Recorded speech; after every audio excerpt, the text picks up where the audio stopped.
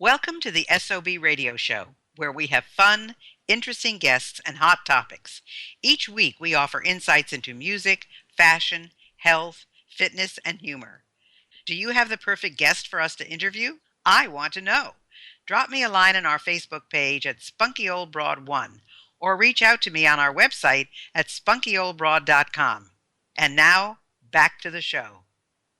Hi, everybody, and wow, do we have a great guest for you today. Something different, something unusual, and I must introduce Karen Solomon. She is the author of Sexy, Sassy, and Starting Over, and she teaches keys to confidence from the bedroom to the boardroom and inspires her clients to create their lives congruent with their deepest needs and desires. Her communication style is bold, edgy, and inspires both men and women to be their authentic, unadulterated selves. And she integrates a foundation as a credentialed teacher with over 2 decades providing image makeovers and relationship coaching for both men and women. Karen's passion, insight, and genuine desire to serve, combined with being direct, compassionate, and relatable, leave audiences and listeners laughing and loving themselves. She brings the juice back to mature couples, assists divorced men over 50 in creating satisfying and fulfilling relationships, facilitates deep and intimate conversations via groups and retreats, and includes 3 decades of image consulting experience towards a total transformation. Whew, welcome, Karen Solomon. Who was that you just read about? No, I'm just kidding. Wow, this is interesting. There's so many questions that I do want to ask you, and especially, at this point in our lives, I'm sure a lot of the couples who are over 50 are discovering themselves again because they're at home together. Some of them happily, some of them not so happily. I'm sure you have heard both. But you talk about your image business, and you've been doing it for so long, and you say it also relates to relationships. And I have to tell you, I started out, which most people don't know because I've kind of hidden it at this point in my life, that I started out in the image business because my first business was a modeling school. And so as part of that, I always taught wardrobing and how you look and how you need to dress for going on modeling, interviews and especially for TV commercials and things like that, because we were a SAG-AFTRA agency. So we did a lot of commercials in South Florida. So you can imagine image was a big part of my life. In fact, I created a program which was on sold very well. It was on tape and with a workbook, not CD, but on tape. And it was called Creating a Winning Image. And I was just so successful with that for so many years. Then went into business consulting, leadership and team building and that kind of thing. So tell us how all of your image consulting relates to relationships. Oh, that's one of my favorite topics, and how fun that you can totally relate to what I do, Yeah. So thanks for telling me that. I'm really glad you told me that because I'm always so concerned with how I look because that's how that was my youthful business. And so I'm still that way. I want to look just so every time I meet somebody, but go ahead. I really do know it's that, the adage, you don't have that second chance to make that first impression. You just don't. And, I grew up, my mother was an artist and an interior designer, Gayle, and she was always telling us, my sisters and myself, girls, somebody designed that Cheerio box cover. Girls, look at the balance, look at the color. So I grew up around it, and her, just everything was always balanced and the colors were brought to my attention. And my dad used to call her, he's a pediatrician, he used to call her he'd come down the stairs, in those days it was very formal. Of course, doctors wore suits or sport jackets and ties every day. And he'd come down the stairs tying his tie, and my mother would say, "Oh, Paul, that tie just won't do." And he'd grumble, I have my own exterior consultant, my own exterior decorator instead of interior. So anyway, for me, it's a confidence issue. That. You were talking about how you had your own workbook about really creating a winning image. Mine is called Clothing Confidence and Charisma, my workbook that I have that goes with my work. And it was never about the clothes for me, Gayle, meaning I didn't really care about designer. I always did what's appropriate for the person, but it was never about you have to wear Loren or something like that. It was always, let's have you dress congruent to how you feel about yourself and see who you are. And usually when people hire an image consultant, or I would insert myself and say, please let me help you, was when they were going through a transition. My very first client, before I even knew what an image consultant was, because it was, I'm going to date myself now, 1986. And it was when Dress Down Fridays, I was in the Bay Area, so Dress Down Fridays had just become a thing. And a lot of the business owners and, presidents and stuff were horrified because they had, European clients coming in. They never do dress down. And all of a sudden the guys had like stuff to wear Monday through Thursday, their suit jackets and their sport jackets and their suits and all that. But on Friday, there was nothing. There was no such thing as casually smart dressing, which is, of course, what it is 99% of the time now. It just didn't exist. There were Dockers and baggy jeans. Jeans weren't dressy. Anyway, that said, I took a friend of mine, I just looked at him one day and I was like, you know what, you really need, let me take you shopping. He said next paycheck. So next paycheck, we took him shopping. He's a great looking guy who is really colorblind, as a large percentage of men are. And he was severely colorblind. So he'd been ridiculed for how he looked his whole life. So he was a great looking guy with green eyes and prematurely gray hair, and he was Italian American, and he just looked awful, all the wrong colors. So I took him shopping. Then he said, look, you got to tell me what goes with what, mark it, because I'm so colorblind. I'm like, okay. He went back east. This was in the Bay Area. He went back east to see his family and do some business in Delaware, and came back and looked at me and took me out to the fanciest dinner this late 20-something had ever had before, and said that was the most amazing experience. People wanted to know if I'd won the lottery, what happened, and he was beaming. And I thought, oh my, how much would you have paid me? And I hung a shingle, literally. He said $50 an hour, which was a lot of money in 1986. Right. $50 an hour in 1986. Thank you. So that said, it was just like I kind of backed in the door. I mean, I'm a credentialed, school teacher. I was not an entrepreneur except for my lemonade stands, but this just seemed like what there was to do. So, but I always felt like, somebody, even if we're not aware, you and I are aware, we can't not notice what somebody's wearing, or unless they look unless they just look so good, we might not even notice their clothes. We just say how good they look. But for a lot of people, they don't see that. But what they might, I'll say to a financial planner, do you want people to trust you? Then you need to dress a different way. Even if somebody's not visual and not aware of clothing, they'll be like, well, I don't trust that guy because that guy showed up sloppy. Well, what's he going to do with my portfolio if he showed up sloppy? You know what I'm saying? So absolutely. Yeah. I mean, the interesting thing, you brought up a couple of points. Number one, about Casual Friday. It's, again, people just don't always choose the right thing. I mean, I'm always amazed with women who wear short skirts who have horrible legs. And I mean, if I had horrible legs, I don't want to show them. So you wear something that covers them up, honey, you're speaking my language. And, people with low cut shirts and midriffs. I mean, midriffs, if you've got a great midriff, great. But still, even if you're, J-Lo, you're not going to wear a midriff to a business meeting or to a business place. So that's the thing. It's using common sense. Well, it's an educational process, Gayle. And I think what you're saying is absolutely accurate. And what I like people to say, like with my workbook, and you might have done the same, it's like, let's really talk about how you want to be perceived. If you want to be perceived as, classy, sophisticated, appropriate, credible in a business arena, if those would be 4 words, and you don't want to look, middle-aged, dumpy, fat, out of date, whatever, then I'm going to tell you right now, those clothing, those things you just put on, look like the latter. They make you look this, that, and this. I'll give you a quick example, and that's that back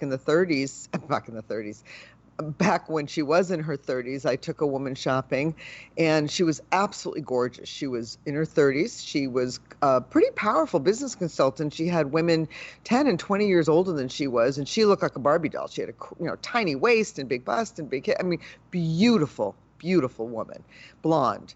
And she was used to looking cute and sexy. And when we did the pre-work, and I said to her, what do you need to look like? Well, I need to look credible. I need to look older. I need to look sophisticated. Then when we went in her closet, I said, well, this is cute. And she said, I can't afford to look cute and sexy. And I said, okay, well, this is cute and this is sexy. Oh, but I love it. That's fine. It's boudoir for you now. You cannot wear this to work based on what you say you want to be perceived as. And she was like, oh, because she needed the tailored look. Where someone like me, and Gayle, you and I've met. I'm a back east brunette.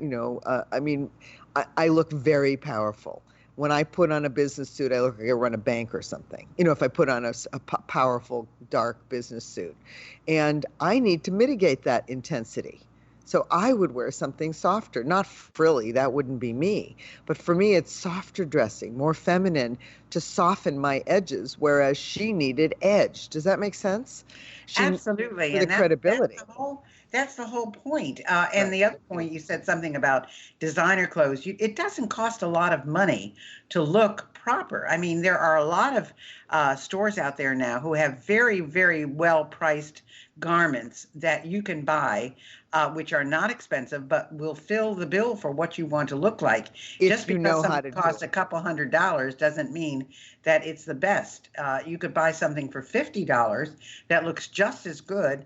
And probably lasts just as long. Well, and I'm gonna add to that and tell you that the consignment stores, and especially with the whole anti-clutter and get rid of things, the consignment stores, the consignment boutiques, thrift stores maybe, but that's not what I'm talking about. I'm talking about consignment boutiques. And I know when I lived in Marin County, California, one of the most expensive counties in the country, and here in northern San Diego County, and really anywhere you go to the more wealthy areas, you go to the consignment stores, you can get Armani instead of $1,250, it's $200. Meaning there's designer consigner in San Francisco. I remember bringing a woman in, she spent $1,200 and we figured out she got $6,000 worth of what it would have been retail. And sometimes they're next to new, sometimes they're barely, the good consignment stores, they won't take anything that's not stylish, and they don't take anything with pills on it or that's been sewn or tailored. They don't. So, I mean, consignment store clothing is a wonderful way to go.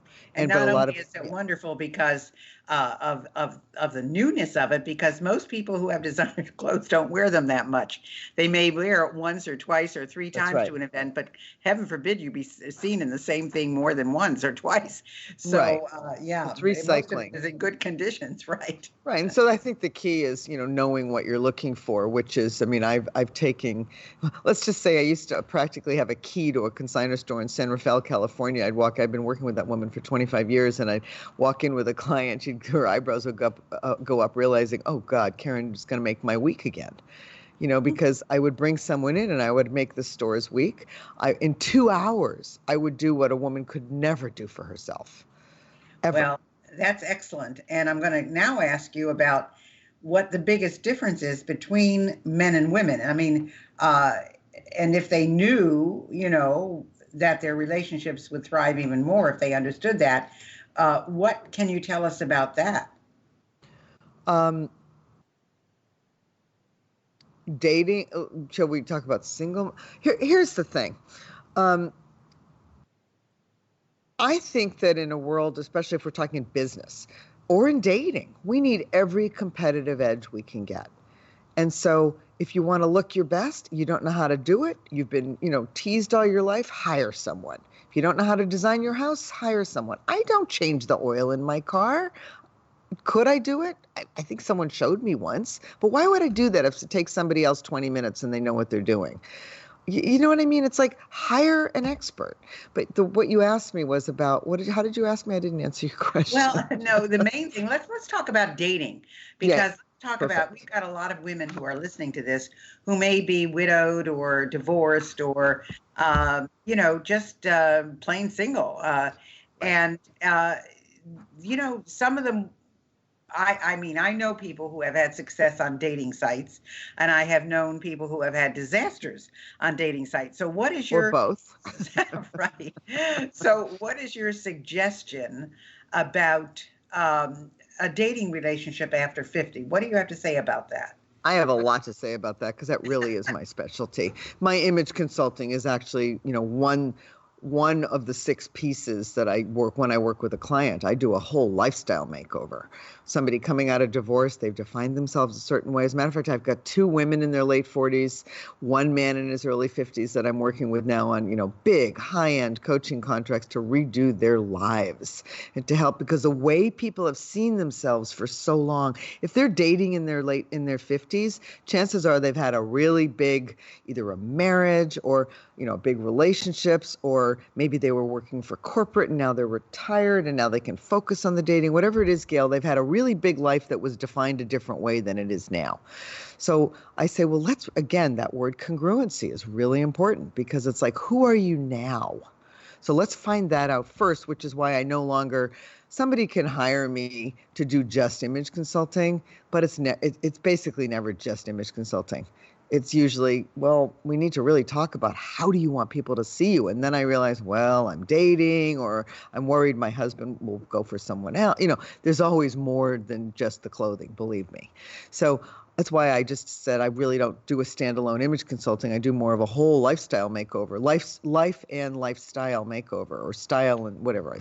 So relationship and style makeovers, that's what I say. But it's really important to make sure that you're letting people in a dating site, again, guys particularly, are going to be very visual. They're just going to swipe left, swipe left, swipe left if they don't like the way you look, and if they don't see a full body shot, meaning I'm not talking about naked body shot. I'm not talking about a bathroom selfie. I'm talking about one that is current, not your high school photo. No, I mean, there's nothing worse, and I've heard men talk about this because I do a lot of group, facilitation, and I've heard men say, which part of you said you're fit and you have 40 pounds more than your pictures. Which part did you think I wouldn't notice? And we women talk about, which part of you're not really 5'9", you're 5'7". Did you think I wouldn't notice when I showed up? To lie about your weight and your height is ridiculous. Now, age, that's an interesting one too, but you didn't ask about that. I lie about my age on dating sites, Gayle. I say I'm under 60 because of search engines, and the first time I talk to the guy, I say, by the way, I'm the most direct and honest person and, full integrity. I'm going to tell you right now, I'm actually a little bit over 60, but I didn't want the search engines to leave me out because nobody, you know what I'm saying? So that's important. Well, it's the same thing with me. Most people guess me around 65 and I'm 82. And if they matched me with an 82-year-old, I think I would just freak out. Not that I'm dating. I have no interest in that. But no one guesses me at my age. And I'm not ashamed to tell how old I am, because hopefully I'm still vital and interesting. You're and so awesome. You're amazing. And no, you don't look it. And for me, I'm going to be 64. I'm calling it my Medicare envy birthday. Because my health insurance is so over the top. But hey, whatever, high class problem. But anyway, so for me, it's like if we don't, I mean, it's like, women, put lipstick on when you're over 40. Jeez, it just makes you look awake. I can't believe people are, it's a one thing if I wear no makeup at all. In fact, when they say, what would you take on a desert island? One of the things I would take is my lipstick, because I just don't ever go without lipstick. So that's so funny you should mention that, because that's one of the things I take on a desert island is my lipstick. Me too. And I'm an eyeliner now too, because it's just that it's like, why not give ourselves that edge? Just why not look robust and alive? Anyway. So in dating, is there some big tip other than appearance you would give to people who are looking to date? Yeah. Oh my gosh. Well, yeah. Be 1,000% clear what your absolute must-haves are, your non-negotiables, and your deal breakers, and your preferences. That's a big piece of work I do with every one of my clients, every one of my groups, including couples. I've got a couples a group program for couples coming online probably in about 30 days. And even that, when couples have been together and they're in their 50s and their kids are 40s, 50s, 60s, their kids are gone, the passion's not really there anymore, but they love each other. They don't really want to break up, but they're kind of bored. It's like one of the things is, back when you got together, you had a contract called let's make a family, let's do a house, let's do careers, let's do what we do. And then all of a sudden the kids are gone. You need to create a new contract, so to speak. Like, okay, let's decide what we want now. So it's like when I say absolute must-haves, if you absolutely want to be with somebody who exercises, loves the great outdoors, and loves big dogs because you have St. Bernards or something or Great Danes, then you know what? That's a deal breaker. If they don't like big dogs and they just think sitting on the couch all day watching sports is their way of getting into sports, and you want to go play tennis, you might not need them to play tennis, but you need them to love to be outdoors. I mean, whatever it is, like for me, I'll give you an example. For me, I'm a really big skier. I'm proud of how I can still ski at my age, that I'm a black diamond skier, and it would be a preference to be with a partner who skis, Gayle. A preference. Now, truth is, most skiers, even if they skied, a lot of them have had knee injuries and can't do it anymore. Am I going to go, forget it, I'm not going to date you because you don't ski? No, it's a preference because I love it. It would be something we can do together. But it's not an absolute must-have or a deal breaker. You see what I'm saying? Yeah, I do have 3 deal breakers, even though I don't date. When people say, well, what are your deal breakers? Number 1, they can't smoke. Number 2, they must have a good sense of humor. And Yep. Number 3, they must love animals. So those are my 3 deal breakers. Right. And for me, it's kind. Must be kind. And, I can tell that. I can't necessarily tell that when on a first conversation. Usually I can. They must be kind and interested in me and in other people. Meaning I can tell if we go for coffee, how somebody treats a waitress. I can tell how they are. Well, that's true. That's very true. So kindness for me would be a deal breaker without it. That's what it's, yeah. So, but get clear on your true desires. And, if you need a relationship coach or you need someone to help you with that, or there's lots of books that help, great. But get clear, because if you want a baby, don't be with, for younger sets, if you want a baby, don't be with a man who says he doesn't. Yeah, people always think they can change the other person, and basically you cannot. I mean, they are who they are, and you need to know that ahead of time. So it's and you need to listen. You need to listen and not pretend they didn't say. Yeah, exactly, and not say I didn't know when absolutely. Although people do change their minds, but you don't go into a relationship believing that you can change somebody. So that's very bad idea. So we have about 3 minutes left in this segment, Karen. What would you like to tell people about relationships that we haven't spoken about yet? Oh, number 1, when you are truly in communication with somebody, anything is possible. So the number 1 key for staying together, getting together, being together, having your desires met from the bedroom to the boardroom, getting that memo in or making love the way you want to make love. All of it is about communication. And I have some, specific tips about that if you'd like to hear that in the next section. Well, yeah, we've got about 2 minutes left now. You want to give us 1 or 2? I'll give you 1. Okay. Artful communication. ART. Appreciate, request, and thank. If you say to somebody, maybe it's somebody you've been with a long time and they know you don't like when they use their nails to touch you, but they like it, but they're kind of absent-minded and they start touching you with their nails. Ew, I don't like the way you're touching me. I don't like it when you use your nails.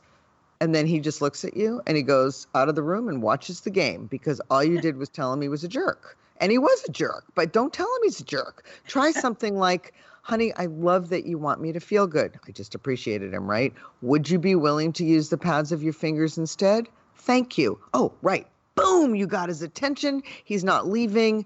You're going to get what you want. ART, appreciate, request, thank. Write that down. Artful communication. It works with everything. It works with your kid. Look, he pours the milk all over the floor instead of in his glass? Do you whack him upside the head like you just did with your partner? No. You say, "Isn't that exciting that you're old enough to pour your own milk? Can mommy help you pour it in the cup this time? Thank you." And then you thank them for hearing the request, for That's so even true. hearing And it. yet, the response is automatic. The response is something that you're sorry that you said. I mean, because it's just an automatic reaction. So you really have to take almost a deep breath before you say anything to make sure that you are not really in a zone of saying something that they're going to take in a negative way. And then just, as you say, walk out of the room, or just say, well, I'm not even going to try the next time because it's not appreciated. So you're Gayle, right on target it's there, a Karen. skill set. It's a skill set. You have to learn to do it, not take this person for granted. Absolutely. Well, hang in there, folks. This is just the first part with Karen Solomon. She is a relationship and image coach, and she can certainly give you a lot of hints. So stay with us. We'll be right back. You've had the opportunity to get to know me over the last few years, and I'd like to get to know you as well. One of the things I'm offering is training for the media. I have a wonderful program that will get you ready for any radio or TV interview you might be offered. Many of you are doing wonderful things, but no one knows about them. Others of you are successful and wonder what's next. Whether you're in a business or have a special cause or a specific event you're promoting, media can help. And I can help you master your message so you can master the media. If this sounds interesting to you, email me at gaylecarson13@gmail.com with media training in the subject line. I promise I will be in touch.